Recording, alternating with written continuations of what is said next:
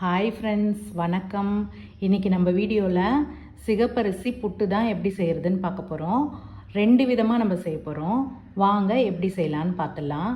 அதுக்கு நான் ஒரு 300 கிராம் அளவு சிகப்பரிசியை 2 தடவை கழுவிட்டு தண்ணி ஊற்றி ஒரு 5 மணி நேரம் ஊற வச்சு எடுத்து வச்சுருக்கேன். இதை நம்ம தண்ணி இல்லாமல் வெடிகட்டிட்டு பாதியை நான் தனியாக எடுத்து வச்சுக்கிறேன். மிச்சம் பாதியை குக்கரில் சேர்த்துக்கிறேன். 1 கப் அளவு அரிசிக்கு 1.5 கப் அளவு தண்ணி சேர்த்து நான் குக்கரில் ஒரு 4 விசில் விட்டு வேக வச்சு எடுத்துக்கிறேன். இப்போ நான் குக்கரில் ஸ்டவ்வை பற்ற வச்சுட்டேன்.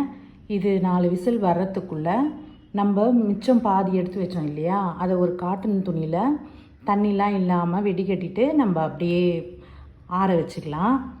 இப்போ 4 விசில் ஆகி ஸ்டீம்லாம் போயிடுச்சு.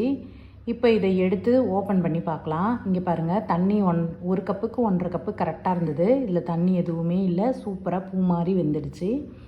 இப்போ இதில் நம்ம சர்க்கரையும் தேங்காயையும் சேர்த்து கலரி சாப்பிட்டிங்கன்னா சூப்பராக இருக்குங்க.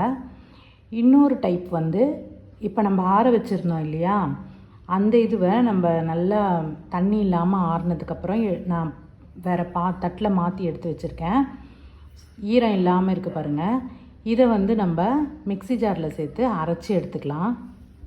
இப்போ இட்லி பாத்திரத்தில் கொஞ்சமாக தண்ணி சேர்த்து நல்லா கொதிக்க விடலாம். கொதித்த உடனே இட்லி தட்டில் ஒரு காட்டன் துணியை போட்டு இந்த மாவு அதில் போட்டு நல்லா மூடிட்டு ஒரு 10 நிமிஷம் நம்ம வேக வச்சு எடுத்துக்கலாம். நம்ம 2 தடவை வேக வைக்க போகிறோம்.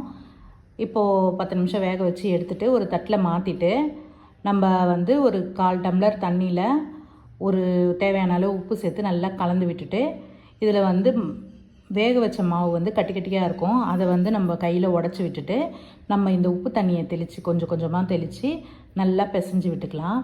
பிசைஞ்சிட்டு திருப்பியும் நம்ம அதே இட்லி பாத்திரத்தில் அதே மாதிரி இட்லி தட்டில் துணியை போட்டு ஒரு 5 நிமிஷம் வேக வச்சு எடுத்துட்டு அதுலேயே நம்ம தேங்காயையும் சர்க்கரையும் போட்டு மிக்ஸ் பண்ணி சாப்பிட்டிங்கன்னா அட்டகாசமாக இருக்குங்க.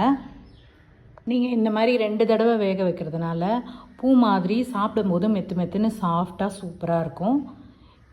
இந்த 2 புட்டில் உங்களுக்கு எந்த புட்டு பிடிக்கும்ன்ட்டு கமெண்ட்டில் சொல்லுங்கள்.